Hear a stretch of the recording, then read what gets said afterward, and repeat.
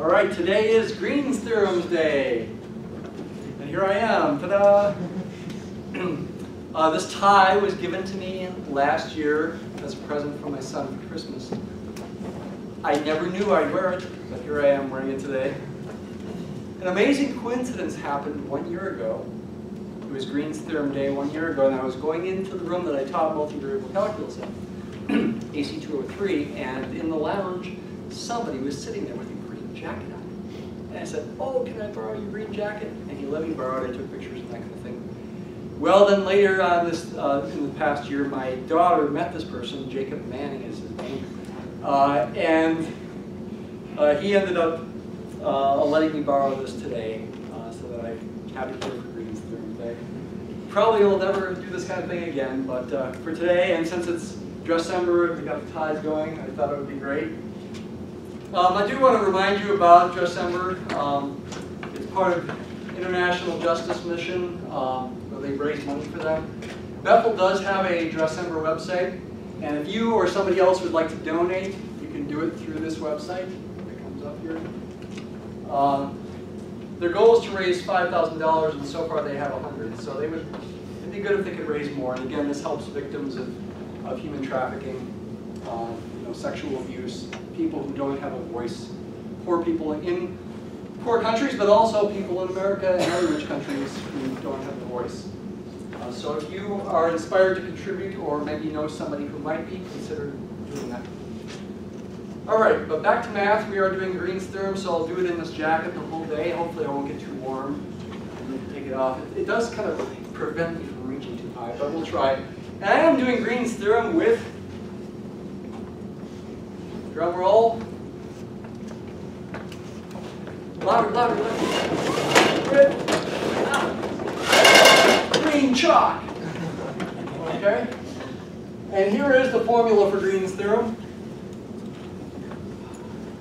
What's the situation? Well, first of all, this is a theorem, so there are assumptions that I'm not writing down. You need to assume f is a two-dimensional vector field with component functions f1 and f2 that are continuous and have partial derivatives that are also continuous. You assume that you've got that this is defined on some domain that includes this simple closed curve that's oriented counterclockwise. So you call that curve C. The domain inside that is called D. C is a simple closed curve. Again, the fact that it's a closed curve means it comes back to where it starts, and it doesn't matter where you start your parameterization on this. It's also simple in the sense that it doesn't intersect itself, so this would disqualify things like figure eights, so you can actually make adjustments for things like that. Anyway, this tells you that you can calculate the line integral of this vector field over this oriented curve in this counterclockwise direction. The circle there represents the fact that it's a closed curve. The arrow there emphasizes that it's a counterclockwise orientation, which I believe, if I remember correctly, the book just puts circles and doesn't bother with the arrow. But I like to put an arrow there to emphasize this counterclockwise rotation. The curve itself doesn't have to be a circle, but make a circle there. It says it equals this double integral. And look what's inside this double integral. The integrand involves a difference of the cross partials. How about that? There's the second component, f2, differentiated with respect to the first variable. And there's the first component, f1, differentiated with respect to the second variable. Those are the cross partials, and if you take this difference and integrate it as a double integral, you are going to get the same thing as the line integral right there. Understanding this theorem is pretty difficult. We do want to get there. We do want to try to understand it to a certain degree. But calculating with it is actually not too bad. I mean, the calculations can be long, and it's easy to make mistakes. But if you know how to do double integrals, in this context, you can calculate the line integral with this double integral. That's one purpose of Green's theorem. There's another purpose I'll get to at the end of class. I also want you to notice that if f were conservative, if f were the gradient of some function, then what would happen? Then the cross partials would be equal everywhere in the whole domain, so this difference would be 0. The integral would be 0, meaning this line integral is 0, which you already knew, right? Independence of path for conservative vector fields. When you integrate a line integral of a vector field that is conservative between 2 points, it doesn't matter what the path is. All that matters is the value of the potential function at the endpoints.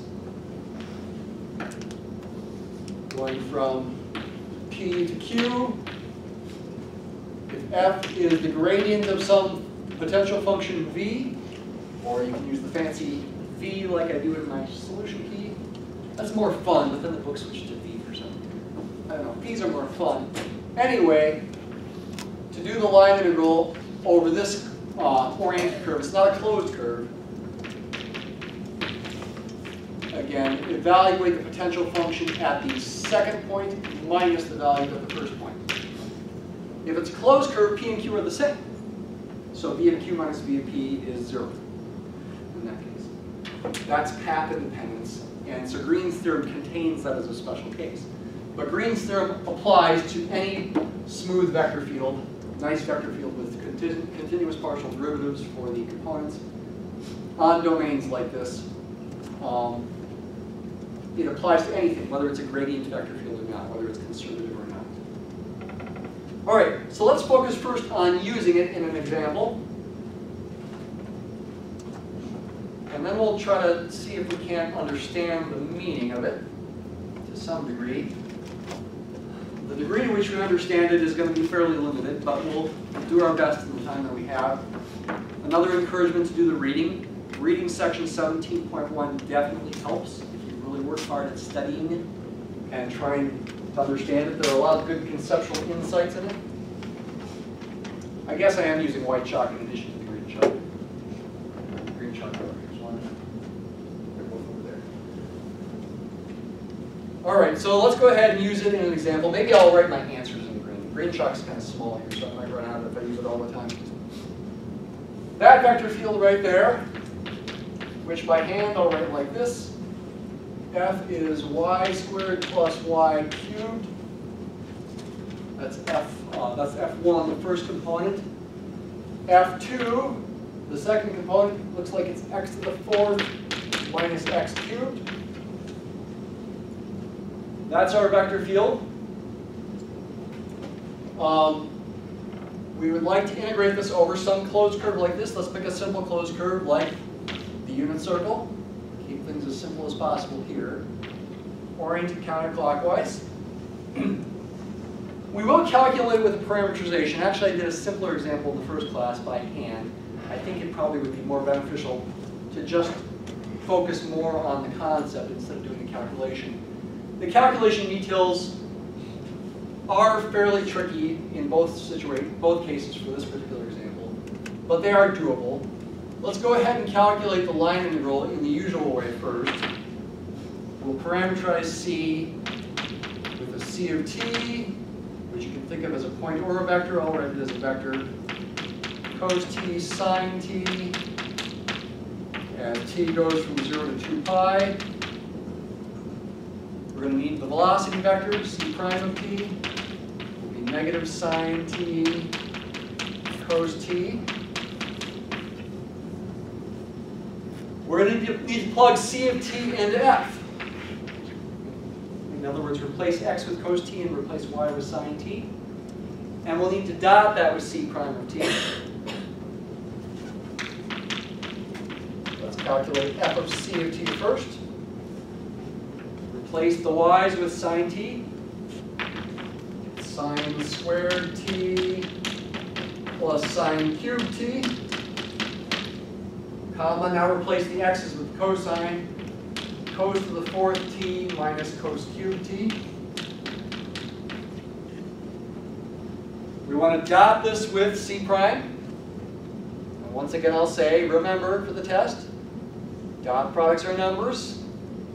Boy, if I see a dot product as a vector on the final exam, I don't know what, I don't know, I could dock you lots of points or something. No, I won't. But dot products are numbers. Don't ever forget that. Take the product of the first components, add the product of the second components. So negative sine t times each of these gives you negative sine cubed t minus sine to the fourth t. Cos t times the second component. I'm going to add that.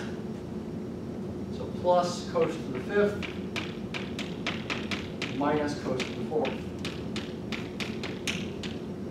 That's the function we've got to integrate from 0 to 2 pi. So the line integral here around this closed curve that is oriented counterclockwise, so I'll go ahead and put the circle and the arrow in there. Via this parametrization would be equal to the integral from 0 to 2 pi of this function right here. Negative sine cubed t minus sine to the fourth t plus cos to the fifth t minus cos to the fourth t. Which is not quite as bad as it looks, though it's still not pleasant. The odd powers, the negative sine cubed and the cos to the fifth, are actually relatively easy to do. I'll remind you about how to do those here, just for your information. Cos, sine cubed, you'd want to represent it as sine squared times sine, meaning 1 minus cos squared t times sine t. Then do a substitution, w or u, whatever you prefer. W equals cos t. dw would be negative sine t dt. And the integral would be pretty quick to do. You see it? Mind's eye? Integrating essentially when you switch the signs around, w squared minus 1. You get w cubed over 3 minus w. Integrating cos to the fifth is harder, but, well, not much harder. Write this as cos squared t squared times cos t, and then replace that cos squared with 1 minus sine squared. And then once again do a substitution. You let w equal sine t, then dw will be cos t dt, and you'll be integrating 1 minus w squared squared. Well, that would be 1 minus 2w squared plus w to the fourth. The even powers are harder, sine to the fourth and cos to the fourth. Anytime you have one of these products of sines and cosines, if at least one power is odd, then it makes it easier. But when you've got even powers only, it is a bit trickier. For example, sine to the fourth t, to integrate that, it's best to first think of it as sine squared squared, then replace the sine squared with 1/2 minus 1/2 cos 2t. That's a trick identity that these two things are equal. And that's not the typo, that is a cosine there. Square that, get 1/4. When I FOIL, the outside and inside terms will give me both minus 1/4 cos 2t. When I combine them, I get a minus 1/2 cos 2t. And then finally, last times last will be plus 1/4 cos squared 2t. Those two things are easy to integrate. This one's a bit harder, but once again, use an identity. Replace that now with 1/2 plus 1/2 cos 4t is what you get.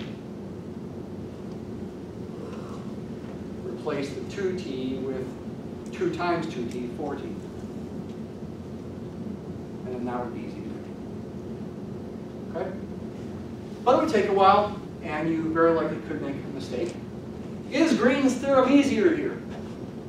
I claim it is a little bit easier. It's not a ton easier, but it is a little bit easier, especially if you use polar coordinates to do this double integral. I guess I'm not getting to a final answer here in Green at the moment.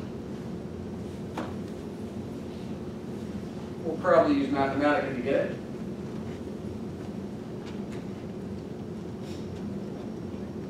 Okay, Okay, so the Green's theorem in this situation would say that line integral equals this double integral. So you've got to calculate this difference. Go back over here. Here's F1. Here's F2.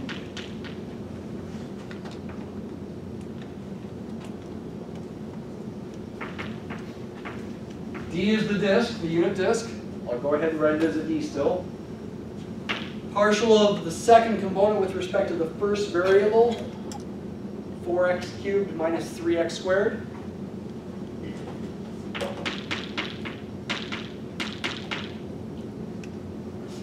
Minus the partial of the first component with respect to the second variable. Differentiate, oops, label it wrong, that's an F1. First component, differentiate that with respect to y, 2y plus 3y squared. We're subtracting it. So to avoid a mistake, initially I will write it like that. Look good to people? How are we doing here?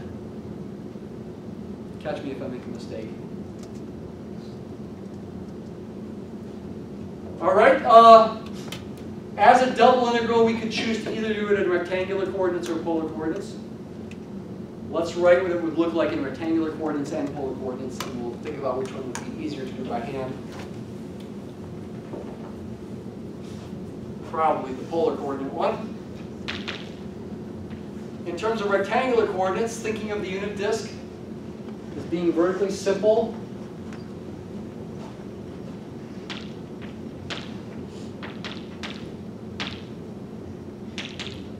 X goes between -1 and 1, and for each x between -1 and 1, y goes between the graphs of two functions of x. Negative square root of 1 minus x squared to positive square root of 1 minus x squared. Something pretty much everybody should practice some is trying to just make those descriptions. X goes from -1 to 1. Y goes from negative square root of 1 minus x squared to positive square root of 1 minus x squared. Simplify the function a bit, you get 4x cubed minus 3x squared minus 2y minus 3y squared. dy dx, x is the outer one. That inner integral is not hard to do, but the outer one would be. At this point, we'll use the computer.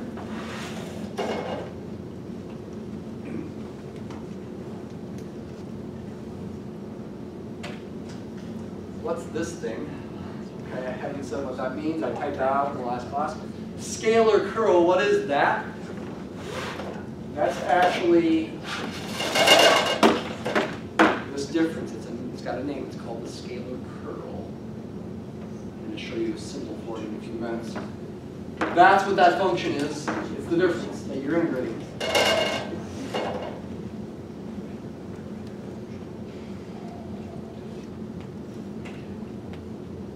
C of t. I expanded f of c of t dot c prime. Did I get the same thing there? I guess I covered it again. Where is it? Over here. Negative sine cubed minus sine to the fourth plus cos to the fifth minus cos to the fourth. Looks right. Yeah, there we go. What is the value of this line integral? Guess. We'll think about how you might guess the value of the line integral in a few minutes as well. Let's just get the value now. Wow, -3π/2, how about that? Now let's try the double integral to confirm that we get the same answer. This, of course, is not a proof of Green's theorem. We're just confirming that it works for one example.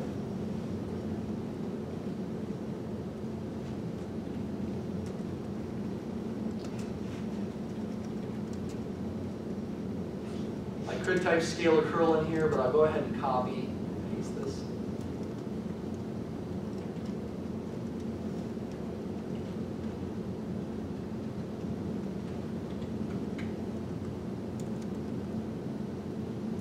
There we go, -3π/2.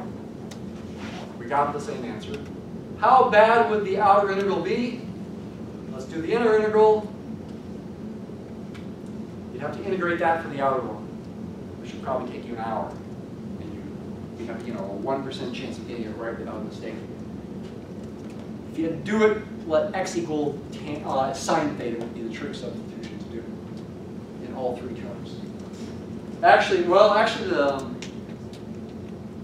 one of those might be easier than the others. I'm not going to try to figure it out. X equals sine theta would be the best thing to do in general. What if we were doing it in polar coordinates? It's the unit disk. That's easy to describe in polar coordinates. R goes between 0 and 1. Theta goes between 0 and 2 pi. I'll just type it in Mathematica. Write it down if you like. Kind of by accident in the last class, I did R as the outer integral, and theta is the inner one, which is the opposite of what I usually do, but it doesn't matter.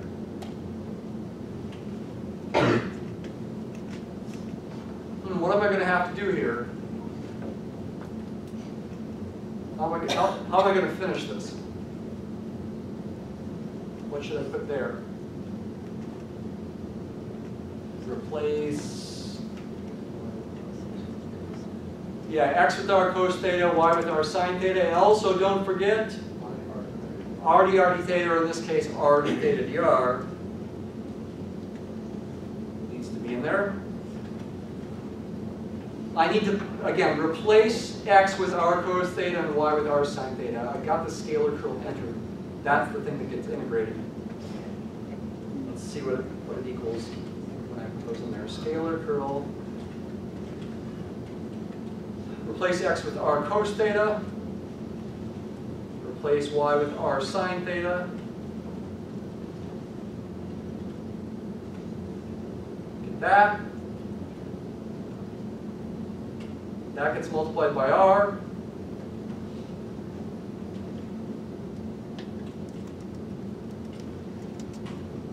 Use parentheses. Integrating with respect to r is easy there. Integrating with respect to theta is harder, but not too bad. That one would be easy. This one, replace cos cubed with cos squared times cos. 1 minus sine squared times cosine.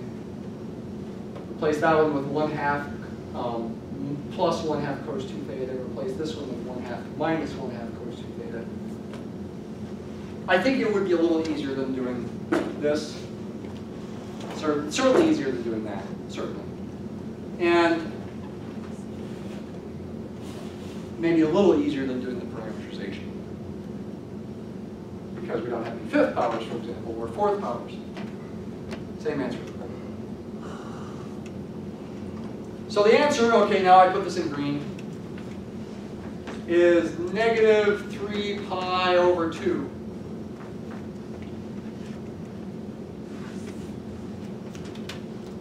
What would the units be? I don't know. What does this represent physically? You'd have to ask that. Again, the main things we talked about are work done by a force, and I've hinted at circulation as a quantity. You certainly read about that in the book. If the force was in newtons and the distance is in meters, this would be in joules. And you think of it as a negative work because effectively, for the most part, the motion would be against the direction of the force field. That's the meaning of negative work. The force field is going to do negative work if the motion, in general, maybe not always, but overall is sort of against the force field in the opposite direction. And I can emphasize that more by going back up here and looking at some other examples. So now I want to focus on trying to geometrically interpret the meaning of vector line integrals, help give meaning to the value of the answer. So I have a new example here. You might want to write that one down. So now f is x squared plus y, comma 2x minus y. I'm not thinking about Green's theorem. Okay, I'm thinking about the parametric form of the line integral. In other words, doing the line integral using the parameterization. So you don't see the scalar curl in here. I am doing it over the unit circle. You see f of t is cosine of t and g of t is sine t. That's x and y. C of t is f of t comma g of t. I put the unit tangent vector in here back from chapter 13. The velocity vector divided by the speed. There's a reason I did that. I also put what I call proj f in there. What do you think that represents? Right here. Take a guess at what that represents. It's in the name. Projection. Projection of what? Remember that the general formula for the projection of one vector along another, the vector u along the line through v, is to take the dot product of u and v, divide by the dot product of v with itself, and multiply times the vector v. If v is a unit vector, u is not necessarily a unit vector even though it starts with a u. It is a u.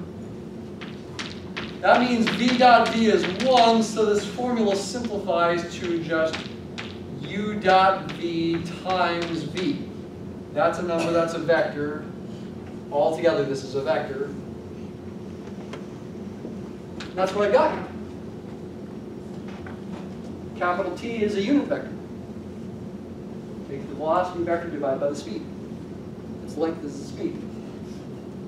That's the projection of f along the line through t.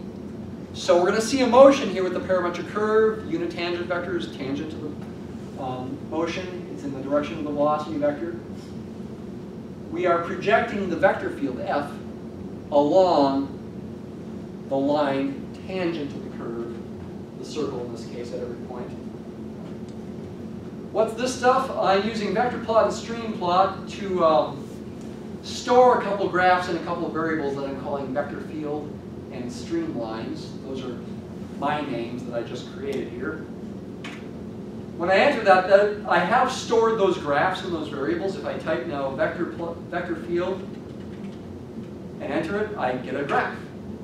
If I type streamlines and enter that, I get a graph because I've stored those graphs in these variables. Why did I do that? I did that so that the following animation runs more quickly. Down here.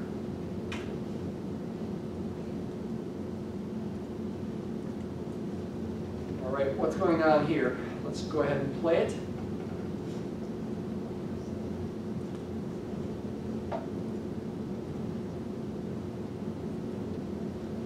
Okay, take it piece by piece.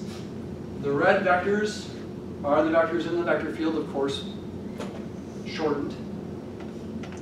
The blue curved arrows, which are not vectors really, come from StreamPlot. Those are the streamlines. Those are the curves the water molecules would follow if this were modeling some fluid flow of water in a thin sheet of water. Just don't worry about whether it's realistic or not. Just pretend it's realistic. You can find those curves using, it's a system of differential equations that you have to solve to find those curves. Well, you might have to approximate them numerically, like with NP solve. But StreamPlot finds them right away for you.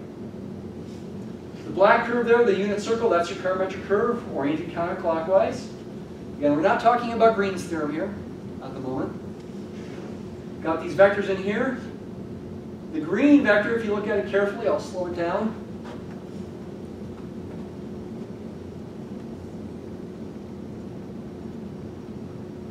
That is the output of the vector field at every point. I'm catching the lights over there. The green vector is kind of hard to see here. That's the output of the vector field at every point as you move around the circle. I think the length is right. I didn't modify the length at all. You can see every time the green arrow passes through one of the blue arrows in the background, it's pointing in the same direction as that blue arrow, tangentially speaking. What's the brown arrow? Anybody got a guess?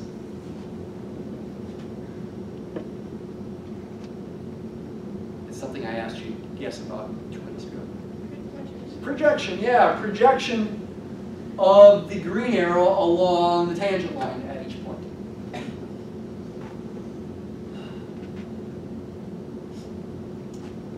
The brown arrow is not always in the same direction as the unit tangent vector. Sometimes it's the opposite direction. That's going to occur when the angle between f, the green vector, and the unit tangent vector is bigger than 90 degrees. It's going to point in the opposite direction. Green and brown point in the same direction. Effectively, you know, the angle between them is between 0 and 90 degrees all the time. How do you interpret the meaning of the line integral?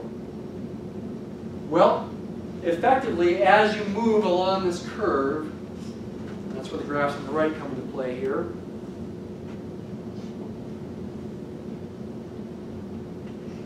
Stop it at a certain point. How about right there? Stop. Pause.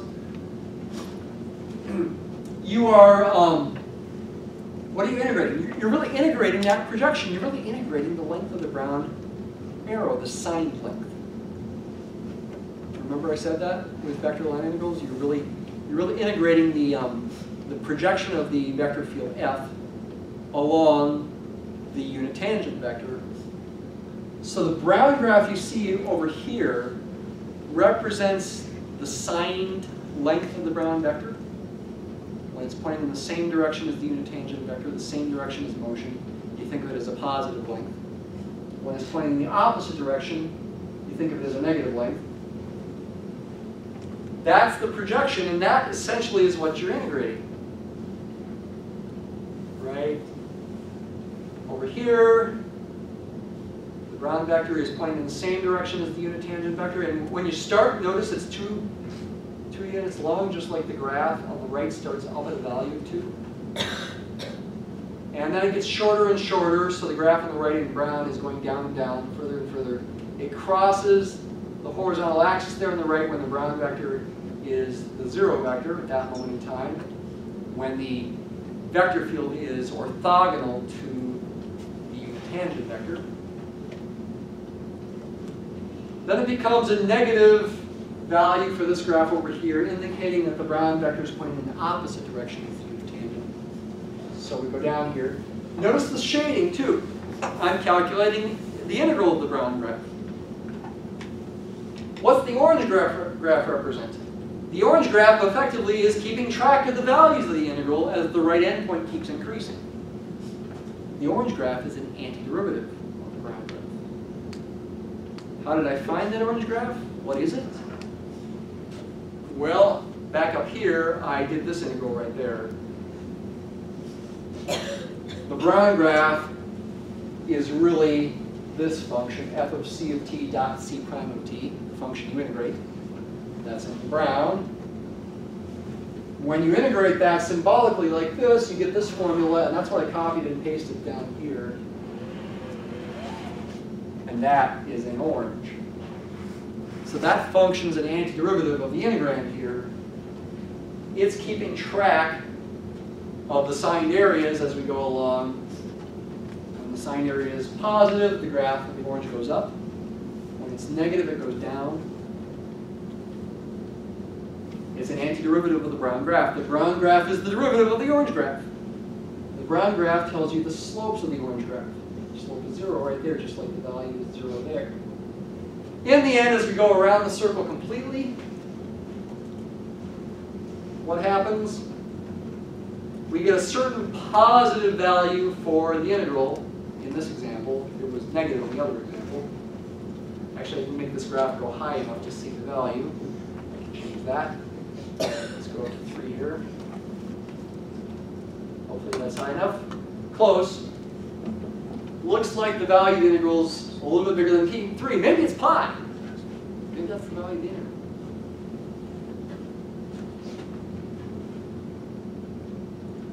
Change that t to a 2 pi. Maybe the value of the integral here is 2 pi. Or pi, excuse me. Yeah, it is. That's what the orange graph is telling you. That's once you've gone all the way around the circle. That's called the circulation of the vector field around that particular oriented curve. the circle. Let's catch the lights back on now. Thanks.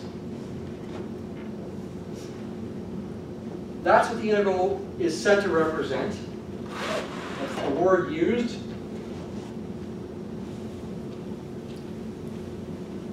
Which you already know, right? Because you did the reading? Right, you already knew that. You should know that.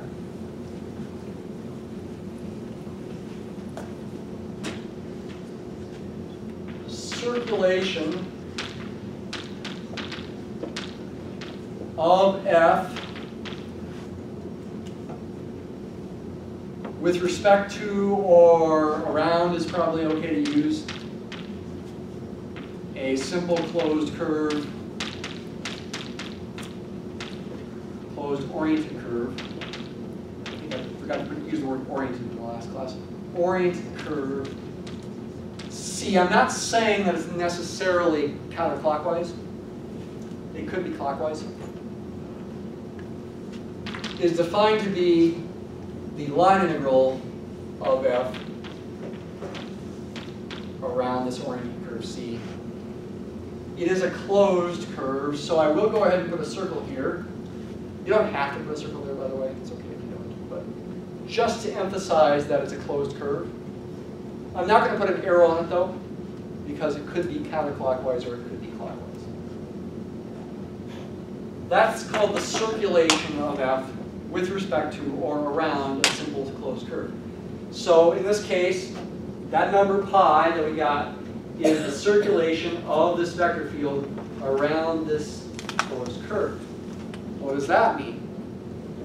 Well, initially just think of it as telling you the fact that this circulation is positive, that mostly, for the most part, in a sense, the Brown vector points, the unit tangent vector, which I did not put in here. I probably should have. Maybe I'll do that right now. The unit tangent vector points mostly with the curve, with the vector field in the same direction, with the flow, so to speak. Let me put the unit tangent vector in there. So I'll do some copying and pasting here. Be careful. That ends the graphics there. Okay, I think I can do this. Let's copy and paste this much. Put a comma here. Change the project to a capital T. Change the brown to something else. How about cyan? That might be hard to see. Yeah, that's kind of hard to see. Okay, let's make it magenta. That'll be a little easier to see. Where'd the color go? Here we go. There it is. There's the unit tangent vectors. Parallel to the Brown vector all the time, though not always the same direction. Tangent to the curve. By calculating the circulation and measuring it as positive, you are, in a sense, measuring how much the brown and magenta vectors agree, so to speak. Are they the same direction or the opposite direction? Though the length has to be taken into account as well. On the right, the brown graph is mostly above the x-axis as far as areas go, and as far as values as well. So the orange graph ends up having a positive value at the end. That's illustrating that the brown and the magenta mostly go together as you go around the unit circle. But you might wonder, well, does that really measure some sort of circulation? I mean, this fluid's not really circulating. Why does it really measure a circulation? Why does that make sense to call it circulation? And what I claim is two things about that. It'll make more sense as a circulation if you zoom in close to any given point. If you think about the circulation around a small curve, that's one way to make more sense of it. Another way to make more sense of it is to use Green's theorem, actually, to make more sense of this as a circulation. See what we have time for as far as explaining this. Actually, in both cases, you would use Green's theorem.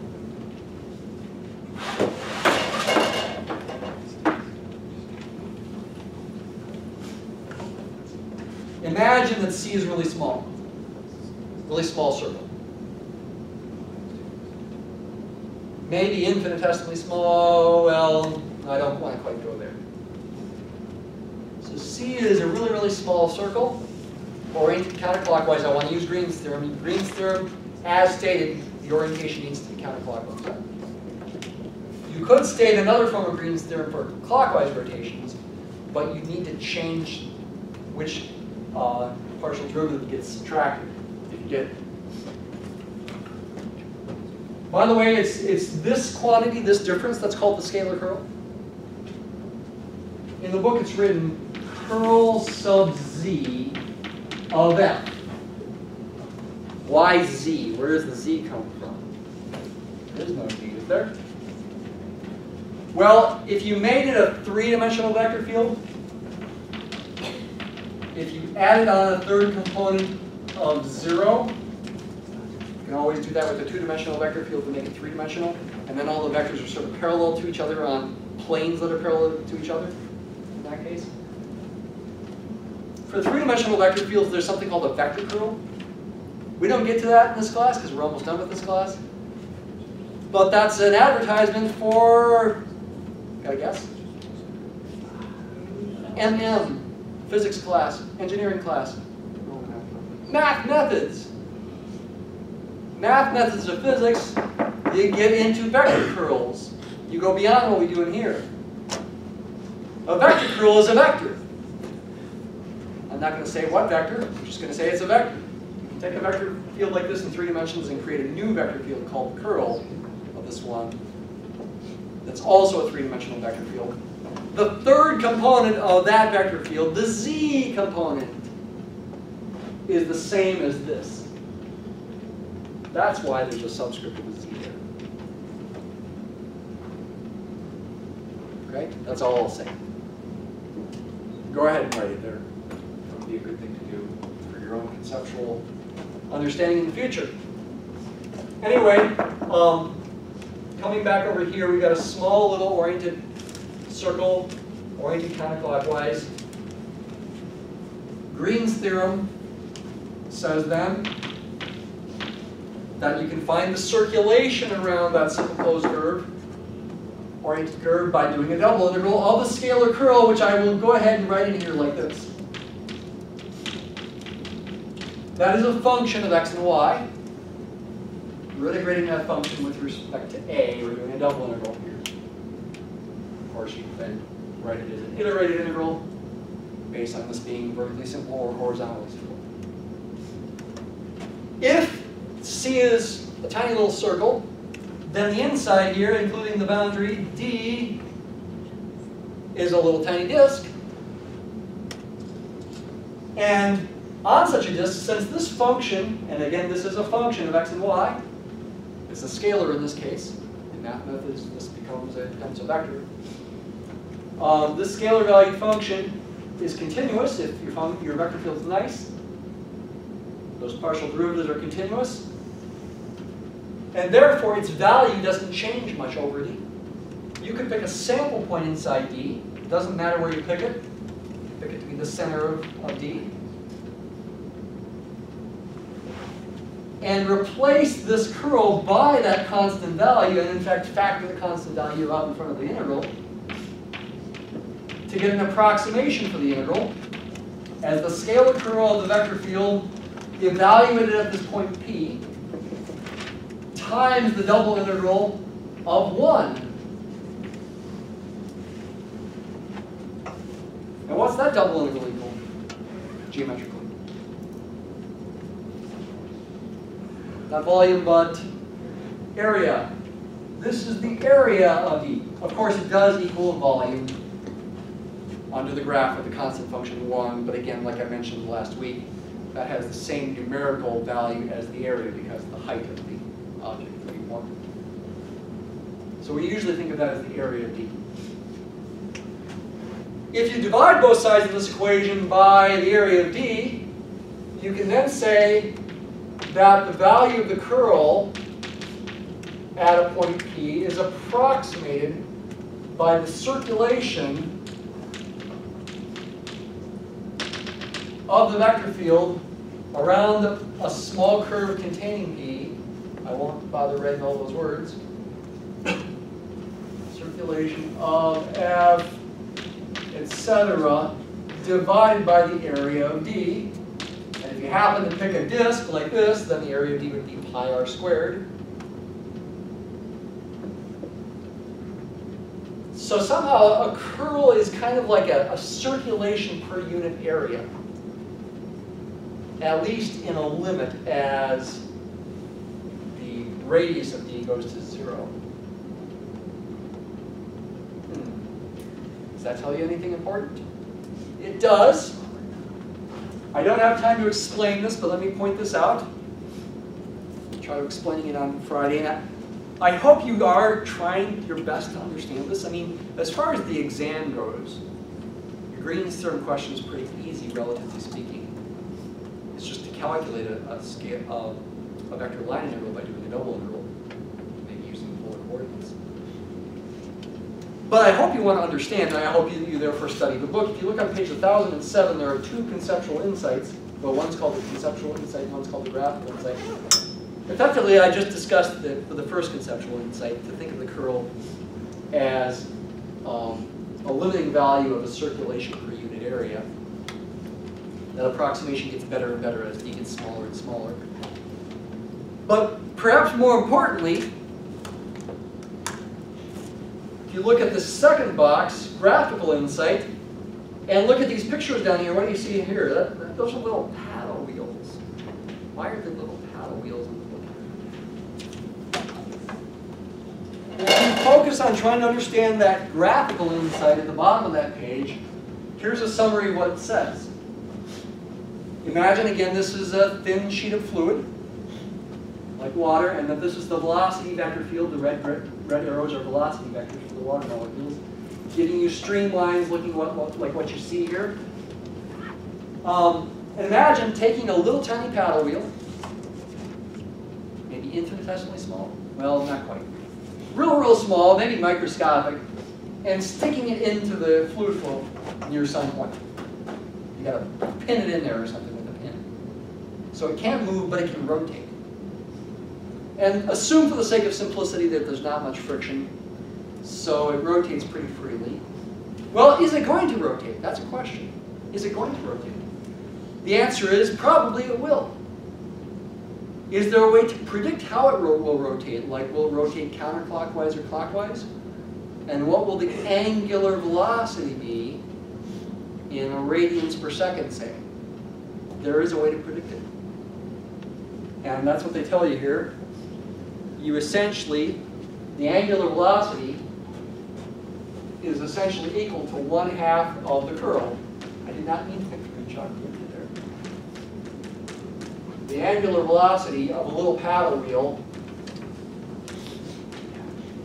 it's got to be a little one, is approximately 1/2 times the curl at that point that you pinned it at. Why would that happen? I mean, if you're pinning a little paddle wheel near some point, and it's real small, aren't the velocity vectors all basically constant? Aren't they all basically the same because that's so small? Isn't that continuity? Well, yeah, but there are slight differences in those velocity vectors. This is kind of a second order effect in a sense. There are slight differences in maybe the length of those velocity vectors.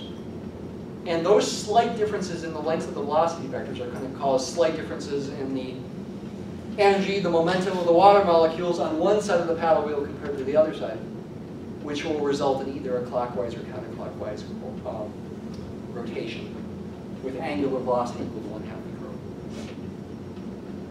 Counterclockwise rotation if the curl is positive, clockwise rotation if the curl is negative. So I think before I put this on the Moodle, what I will do is I'll put a contour map of the scalar curl in the background of this picture. And I'll see if I can actually also get little paddle wheels that can rotate in there so you can see the effect. And I'll let you move those paddle wheels around. Okay? All right, have a good day. See you on Friday.